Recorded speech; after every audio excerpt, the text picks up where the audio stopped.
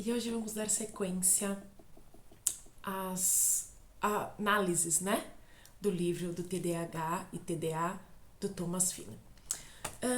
Ele coloca aqui uma parte de sintomas. E vou deixar claro que não vamos trabalhar aqui o como realizar um diagnóstico, tá? Mas sim o que deve ser observado para que você, mãe, você, pai, entenda os encaminhamentos. Então, na verdade, assim, desde muito antes de 1980 que o TDAH é falado. Muito antes. A grande questão é que passaram por diversos nomes. Inclusive tem um nome aqui que é o distúrbio de impulso. A gente vê muito isso, né? Impulsividade. Mas é apenas um dos fatores que a gente analisa para encaminhar. Então, o que a gente segue? O que os neuropsicólogos, os psicopedagogos, psicólogos, neurologistas seguem? O que a gente fala que é a Bíblia dos transtornos de desenvolvimento, o DSM, tá? É uma sigla em inglês de um livro que ele realmente é um manual para todos os profissionais que trabalham nessa área, com diversos diagnósticos, diversas sequências de observação. O que é importante como pai, mãe, professor, você observar? O Thomas Phelan, ele separa aqui 5 itens que a gente deve observar. E, na verdade, não existe um único ponto. Eu preciso ter esses 5 pontos para poder iniciar um processo diagnóstico do TDAH.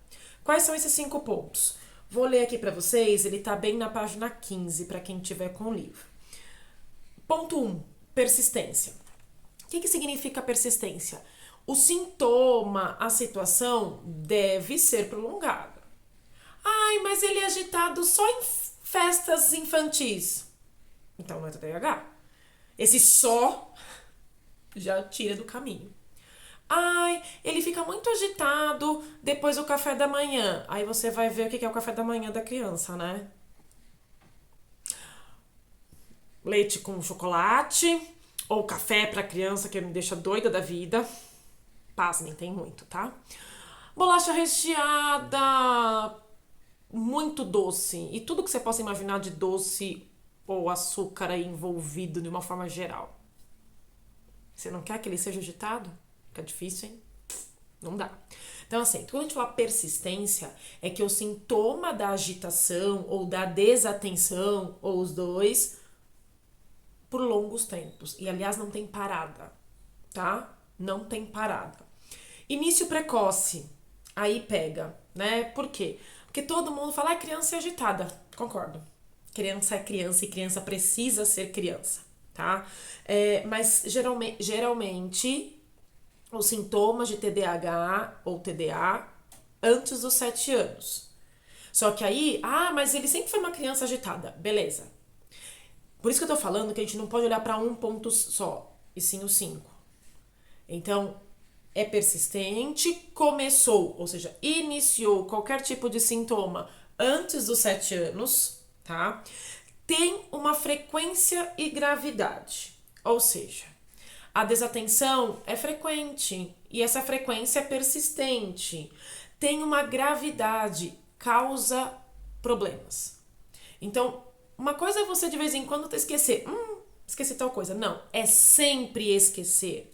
É sempre não conseguir prestar atenção. É sempre não conseguir ficar quieto na cadeira. É sempre não conseguir realizar uma atividade com início, meio e fim. É sempre não conseguir ter uma atividade sequencial. Ter uma agenda que você consiga concluir. É sempre. E essa gravidade é o que a gente fala de o que ela causou de problema. Então, por exemplo, o aluno não conseguiu estudar, o adulto não conseguiu cumprir um trabalho que deveria ter realizado, um prazo de entrega. Entende que existem consequências? E geralmente as crianças não entendem dessas consequências. Já falei pra vocês, criança não é mini adulto. Então a gente tem que ter paciência, tá? Claras evidências de deficiência. E por favor, o termo deficiência aqui significa inabilidade cognitiva. Ou seja, Existe uma evidência de que por conta dessa desatenção, por conta dessa hiperatividade, o indivíduo não está conseguindo realizar o processo de aprendizado, tá? E por último, quando eu tenho uma dificuldade em um ou mais cenários, o que significa isso? Em casa e na escola, em casa e no trabalho, em casa e em eventos públicos, em casa e em eventos públicos na escola. Se o aluno for só desatento em casa, eu preciso observar o ambiente, eu preciso ver o que está acontecendo. Ah, ele é só desatento na escola, preciso observar, ver o que está acontecendo. Então, o que é importante dessa parte que o Thomas Phelan fala dos sintomas? Eu preciso observar os 5 pontos. Então, o que acontece? A gente vem as mães aqui, ai, porque meu filho foi encaminhado. Tá, por que ele foi encaminhado? Então, tem que ver por que ele foi encaminhado. Eu sempre falo para os professores, deixa claro, por favor, porque você está encaminhando. O pai e a mãe não conhecem todos os sintomas. E se você deixar claro por que você está encaminhando, se você mostrar para ele os pontos que você está observando, ele vai compreender, porque ele vai linkar em casa. Pai e mãe, quando você receber o encaminhamento, não seja impulsivo em falar, não, meu filho não tem isso. Ou, ai, meu Deus, meu filho tem não sei o quê. Calma. Analisa. Esses sintomas estão em casa também?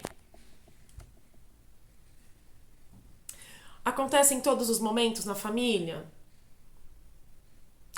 Tem incomodado você e o seu filho? Não pensem que as crianças não se incomodem. Eles podem não ter noção do que está causando, mas eles têm noção que dói. Porque não é algo que eles conseguem controlar. Então, isso também complica bastante, tá? Porque eles sentem dor. E quando eu falo que complica, não é porque é algo grave. É porque a gente precisa olhar com muita atenção. Tá? Então, repassando aqui.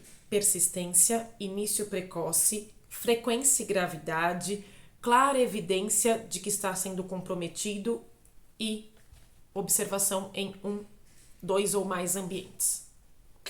Certo? Esses são os comportamentos e as situações que a gente precisa observar. Em um ponto só, a gente precisa analisar o que é esse ponto. Ah, ele sempre tá agitado? Tá. Por quê? Ah, mas ele só tá agitado em casa. Por quê? Pesquisa. A gente não pode esquecer que eu preciso olhar para a saúde. Ah, Thais, por quê? Antes de ser da área da educação, eu venho da área da saúde. Técnica em patologia clínica. Amo demais. E é por isso que eu comecei a ter um olhar diferente para o aprendizado. A pedagogia não me saciava. A gente precisa entender que às vezes a criança está agitada na escola porque ela está com alguma dor. Ou em casa também. Porque ela não está enxergando direito o que está na lousa. E aí ela, mínima atenção. Ela não está conseguindo escutar direito o que o professor está falando. Aí você fala, ela não presta atenção. Não, pera, não é que ela não presta atenção, ela não escuta direito. Então, eu preciso ter esse olhar. Sempre tenho um acompanhamento com o pediatra. Quando às vezes a mamãe vem falar comigo, mas tem isso, a escola encaminhou. Já levou no pediatra? Uma avaliação clínica dá uma base para tanta coisa. O pediatra vai observar se a criança está dentro da curva de crescimento e desenvolvimento, tá? Ele vai observar a questão da acuidade auditiva e visual, e aí vai te encaminhar para um otorrino, vai te encaminhar para um oftalmo e para uma fono, se for o caso. Mas precisa pesquisar. Às vezes a criança está com uma anemia. Às vezes a criança não está dormindo direito e o sono é tão importante. Ai, mas ele é muito irritado. Eu já olho, dormiu? Tá tudo certo, dormiu. Veja, a gente nunca pode colocar tudo na conta do TDAH. Nem tudo é TDAH.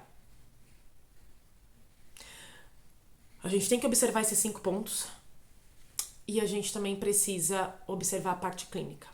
Lembra lá quando a gente colocou na introdução, no primeiro vídeo dessa série, que o Thomas Phelan fala que a gente tem no TDAH 2 lados, o emocional e o familiar, e o clínico e científico. Então, neste vídeo de hoje, a gente falou um pouquinho sobre os sintomas, sobre os 5 pontos que você precisa observar no seu filho, sobre a parte de cuidados das comorbidades, que são outras situações que podem acarretar em hiperatividade ou extrema desatenção. E o diagnóstico, ele é feito por um profissional, tá? E não é feito no achismo. Ele é por um profissional, existem testes diagnósticos, é também por observação clínica, observação comportamental. Quando você vai fazer o diagnóstico, você responde uma série de perguntas, o profissional manda uma série de perguntas para a escola. Por quê? É clínico e comportamental. Ok? Então, o diagnóstico sempre é trabalhado num sentido científico.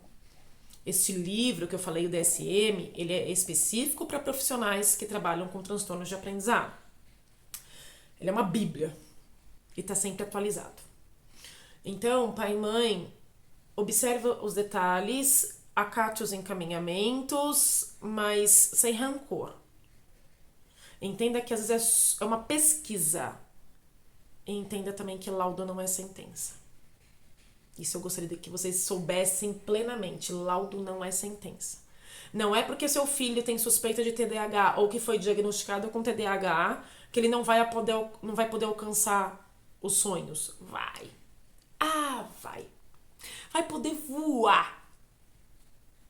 Basta você saber lidar com ele e basta que ele seja acompanhado para que aprenda a conviver da melhor forma possível com o TDAH. E é importante que a família também seja acompanhada, para que não haja dor. Espero ter ajudado e no próximo vídeo a gente vai falar um pouquinho mais sobre esse livro maravilhoso que eu sempre indico para vocês, tá bom? TDA e TDAH do PhD Thomas Phelan, para crianças e para adultos. Grande beijo!